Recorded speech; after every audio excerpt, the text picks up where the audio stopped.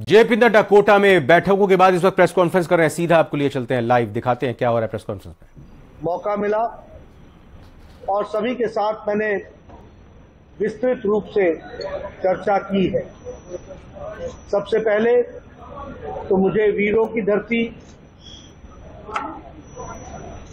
और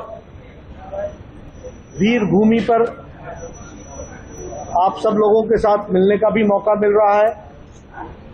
मैं कहना चाहूंगा कि जो जोश मैं अपने कार्यकर्ताओं में देख रहा हूं वह स्पष्ट रूप में बता रहा है कि भारतीय जनता पार्टी के प्रति राजस्थान की जनता ने अपना मन बना लिया है और उसने संकल्प लिया है कि वह राजस्थान में परिवर्तन चाहती है।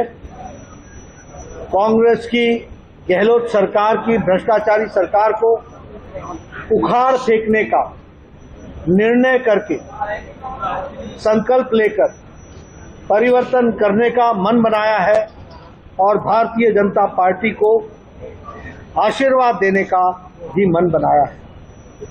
जनमानस में मैं देखता हूं कि एक तरीके से राजस्थान की जनता अपने आप को ठगा सा महसूस करती। महिलाओं का उत्पीड़न, किसानों के साथ धोखा, युवाओं के साथ धोखा और आकंठ भ्रष्टाचार में डूबी हुई ये सरकार, इसको अलविदा कहने का राजस्थान की जनता ने मन बना लिया। ये एक ऐसी भूमि हुई है जहां 17 रेप्स डेली रिपोर्ट हो रहे हैं। 22% जो टोटल रेप्स के केसेस हैं अकेले राजस्थान में 22%। 15,000 से ज्यादा माइनर रेप्स केसेस रिपोर्ट हुए और क्राइम रिकॉर्ड ब्यूरो की जो रिपोर्ट है वह भी बताती है कि महिला उत्पीड़न में राजस्थान नंबर 1 पर है।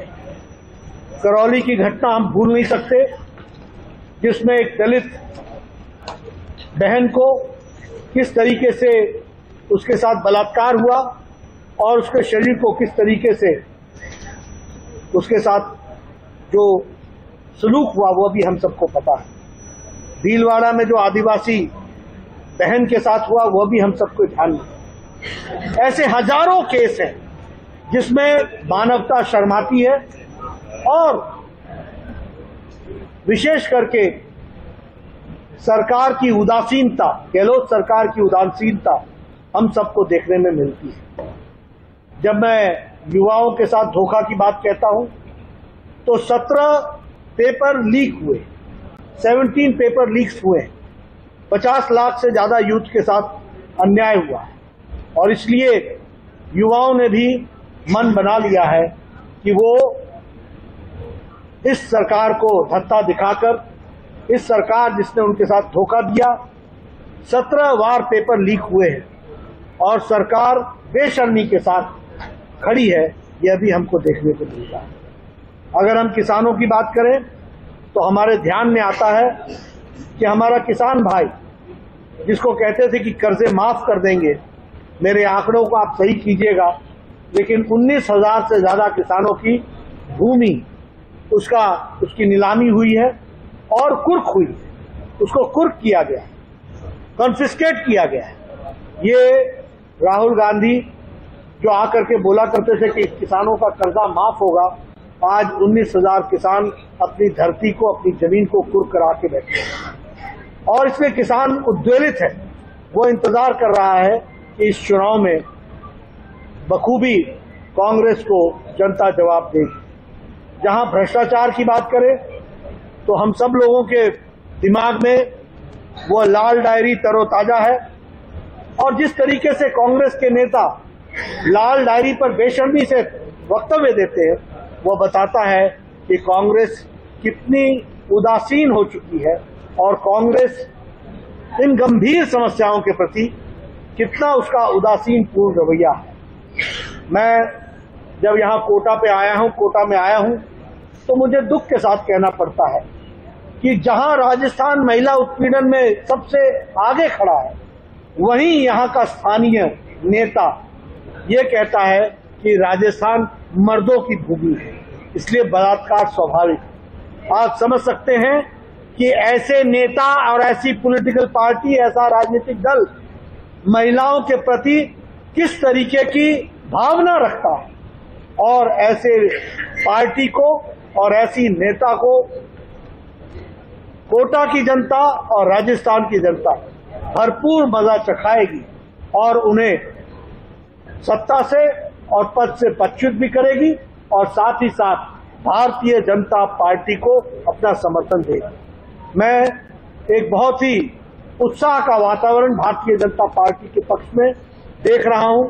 कार्यकर्ताओं से वार्तालाप करते समय ये बातें बड़ी स्पष्ट होकर के सामने आई हैं। यहां इस संभाग में 17 की 17 सीटें में भारतीय जनता पार्टी चुनाव लड़ रही है और 17 ही की 17 सीटें भारतीय जनता पार्टी के झोली में कोटा संभाग के हमारे गणमान्य जनता, हमारे जनता जनार्दन, हमारे मतदाता, हमारे वोटर हमको आशीर्वाद देंगे। बहुत बहुत धन्यवाद।